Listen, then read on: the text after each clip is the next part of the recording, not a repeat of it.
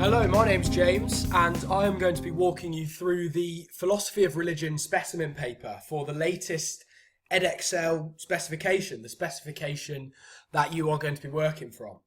The way this is going to work, I'm just going to tell you the way I'd approach each question. I'll give you my plan, and I'm also going to talk more generally about this paper, about the style of question, what the examiner wants to see, what they don't want to see, talk about the pitfalls that I imagine a lot of students will fall into, and also tell you how to stand out. So let's crack on. So here we have Section A, Question 1. Explore ideas about analogy in the design argument for the existence of God. And that question is worth 8 marks. So 8 marks is 12 minutes, because we've got 1.5 minutes per mark on this paper. I mean, there's a lot to write about here. Well, that is a big topic, and there's barely any space at all. We've got about half a page. So already we know we're going to have to be straight to the point. What's this question asking us then? We jump to the Marc Scheme, and we see that it is only asking us about assessment objective 1, which is demonstrating knowledge, understanding, and specialist language. There's nothing in there, nothing about the other assessment objective, which is evaluate, analyse, those kind of skills. It's one of the few A-level questions that is just about knowledge. So, how do we do that and explore the ideas? What explore means is that you don't have to come to a conclusion. You just need to consider the different ideas. That's how I like to think of it. Just reword it slightly. Consider the different ideas about analogy in the design argument for the existence of. I'll now show you my plan, and this is just an example of how I'd go about answering this question. And obviously there's loads of ways you could go about it. There's no right or wrong as long as it's relevant to the question.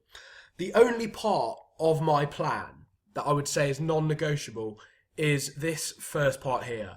Definitions, defining terms. You can't get away with it at A level in RS. You've got to define those key terms. Don't take anything for granted. Don't assume the examiner knows what the design argument for the existence of God is. Don't assume they've ever heard of the word analogy. Just walk them through it step by step, like you would kind of a 7-year-old. It feels a little bit weird at first, but if you don't do it, your essay, no matter how good it is, it doesn't have any foundations. It's just going to come like crumbling down around you. So, obviously, we need to define the design argument for the existence of God. Key things to note here. It's an a posteriori argument based on evidence in the world around us. Kind of the regularity and order in the world suggests that it has a purpose and has been intelligently designed. Just make that a little bit more concise and then move straight on. Next sentence, define analogy. And I can guarantee in answering this question, a lot of students would ignore the word analogy or just say it is comparing one thing to another. Now that's sort of right, but in an essay, you've got to be so precise. So I've gone with this definition here, likening something to something else in order to bring out the meaning of the original. I got this from a brilliant resource that I just recommend you have a look at. It's not for your exam board, but it's just got a list. It's a glossary of terms you need for A-level RS. So here we go, analogy. And all the other ones here, a posteriori. Just, yeah, great to have these clear-cut definitions just at the ready in an essay. Now, key part here that I've marked is to then combine the two definitions. So you've defined your two key terms, just as one sentence, talk about analogy within the design argument. So how does analogy work within the design argument for the existence of God? What's it for? It's used as an argument. They're used as arguments. And this is a crucial part that a lot of students will miss out. They'll think, oh, that's really obvious. It is a comparison or likening a naturally occurring thing such as an eye to something man-made such as a watch. So you pick up a watch, you look at the watch, and because it works so intricately, it's got a purpose, you think, yeah, that must be designed. If you look at a human eye, you could deduce the same things from it because it's got loads of intricate pieces that work together. That's what the analogy is between something natural and something man-made. and then we jump in to going into a little bit more detail. So just spell out the basics. So the way I have approached answering this question, again, no right or wrong here, is to work sort of chronologically. And usually I would advise against that, because it can just kind of descend into basic description. But the reason I've done this is because you are then exploring analogy. You kind of state how it started, what were the criticisms of analogies in their most basic form, and then how have analogies evolved since then. So what I've found just on a website here called the Internet Encyclopedia of Philosophy, the argument from simple analogy, that is the technical term, philosophical term of the most basic analogies that we talked about here. Okay, they were founded, and this is great. This stuff is absolute gold. By the way, the Internet Encyclopedia of Philosophy and this website here as well, the Stanford Encyclopedia of Philosophy, just Google them. Brilliant resources. They're academically credible. Like, students at university use them, professors at university use these websites. They're kind of like a credible Wikipedia for philosophy. So here, just all gold. Design arguments came in the 17th and 18th century as a result of scientific discoveries. Now, William Durham, I've never heard of him, but great examples of analogies, just a little bit more detailed than using the example of the human eye that everyone will talk about, the drum of the ear, the eye socket, the digestive system. You could even mention this guy, Richard Bentley, about Newton's law of gravitation. Great, okay? Just a little bit more detail. It's only assessing knowledge. Very few students will mention that, okay? Now, the key part here about analogies, that is going to take us a maximum of 2 sentences, 2 short sentences to talk about what the arguments from simple analogy were, the context. We now need to talk about how they actually work. And this is crucial. A lot of students, again, I doubt will actually cut to the chase here. And this is basically what analogies are. So I found this on the Stanford Encyclopedia of Philosophy. And I'm going to work you through this. With these resources, which you can use for all questions, I'd just recommend you do this. At the end of each topic, just go through the article on the Stanford Encyclopedia of Philosophy, like this. It might take you a couple of times, a couple of read-throughs to get it. That's absolutely fine. Like, it takes kind of university students that long.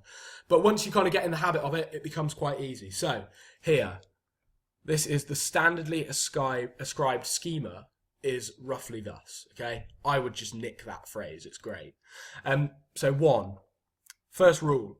Entity E within nature, or the cosmos or nature itself. Let's say that's an I. So an I within nature is like specified human artifact, a machine. Let's call that a watch. So an I within nature is like specified human artifact A, a watch, in relevant respects. As I discussed at the start, they've got loads of intricate parts that all work together. Okay? A has R, so the human kind of artifact, the watch, has these qualities, such as intricate details, intricate parts working together, precisely because a watch is a product of deliberate design by an intelligent human agency. Pretty obvious. A watchmaker designs it. Now, this is the crucial part. Like effects typically have like causes, or like explanations, like existence requirements, etc. Okay? Hold that thought. That's where there is a flaw that we will pick up on in a sec. The first flaw is there. Therefore, it is highly probable that an I has kind of similar properties to a watch because it too is a product of deliberate design by intelligent, relevantly human-like agency. So an I has these properties because it's been designed. That's the logic there. There is a clear jump in logic, okay? And that brings us on to the criticisms. Now this, for me, is just a great way to show the examiner you are exploring. That is all you are doing. Just put it in a sentence here. One avenue to explore as a rebuttal to the argument from simple analogy, talk about Hume, literally in 2 sentences. Hume rejects the analogy of a human artifact and nature, the universe, because it's not like for like. So it's weird, in his eyes, it's just not logical to say that an eye or a watch can be compared to the universe. And then, his next criticism, even if we accepted that a watch was like an adequate analogy for the universe, that still doesn't point to God. That final point here, point number 4, yes, even if we accept it's an appropriate analogy, this part here doesn't necessarily point to God. Okay? Now, this is where, that's going to take us 3 or 4 sentences. And this sentence here just shows the examiner that we know there are loads of different rebuttals here. We are choosing to focus on this key one. They'll accept that, and that is, we go back to the Marc Scheme here, that is brilliant. We are carefully selecting and using appropriately knowledge and terminology. We are cutting things that aren't as relevant, okay? So, now this is where we really separate ourselves from other students. We talk about William Paley's watch analogy. Most students will just talk about it, okay, just kind of as a standalone point. What we've done is build up to it, and this is by far the most famous analogy. Say if I was talking to my nan about kind of analogies for the existence of God, she would know the watch one. She wouldn't know any others.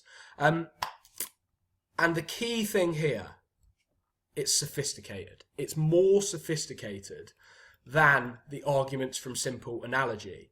And it was actually written to avoid Hume's criticisms.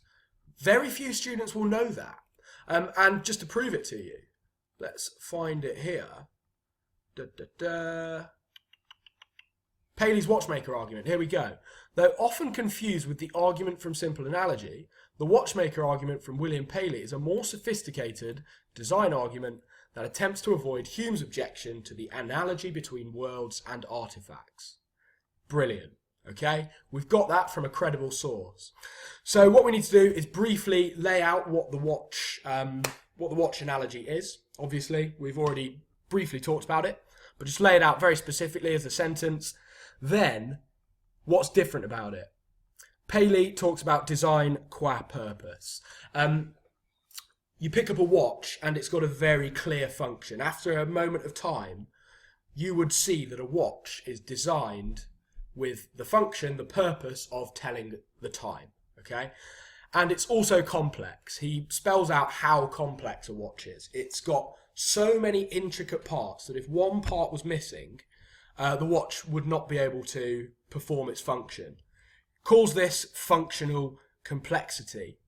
This is a more kind of detailed concept, kind of more in-depth than the basic logic from the argument from simple analogy, which Paley asserts you can link to the universe. Now, obviously, there are issues with that, but I would stop there. We will have filled up that section on the paper. We probably won't have gone over it, but we'll have filled it up. And that is just showing to the examiner we know what we are talking about. We know there are different kind of criticisms of Paley's arguments, but the examiner knows that. I mean, it's only worth 8 marks. We have gone through there a pretty good exploration of the ideas. Let's jump to the Marc Scheme, see what it would say. So, to get into this top band, we require a wide range of knowledge, specialist language and terminology are carefully selected and used appropriately, accurately and sustained throughout. Now, I think it's pretty safe to say we've done that. So, we've defined the terms. Boom, tick in the first box there. And then specialist kind of knowledge there. Specialist terminology here. Again, that's specialist terminology. Great, we've done an exploration. That human artifact is a philosophical technical term, design qua purpose, functional complexity, safe to say we've ticked that box. Knowledge and understanding addresses a broad range of key religious ideas and beliefs. Yes, we've done that. We've talked about the criticisms briefly. We've talked about several key analogies. Fair to say we've done that. And it comprehensively develops key religious ideas and beliefs to show a depth of understanding. Now, I think it's fair to say we've got the depth of understanding there. This point here, depth of understanding. This point here, real depth of understanding. That's going to make us stand out. Very few students will write that. As I've said, guys, there are loads of ways to answer this question. This is just how I'd do it. So, just give it a practice. That brings us to question 2. Assess the debate between Copleston and Russell on religious experience as an argument for the existence of God. And that's worth 12 marks, or about 18 minutes of our time. This question is about the debate that is in your anthology. If your teachers haven't given you this yet, you can just find it on the Edexcel website. It's only about 3 pages long, but there's some pretty complex ideas in there.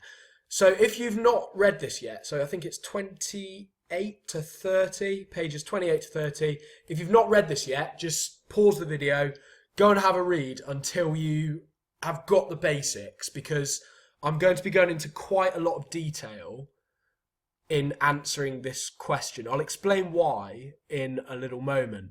But I just want to have a quick look at what is expected of us in this question. What are the examiners looking for by going to the Marc Scheme?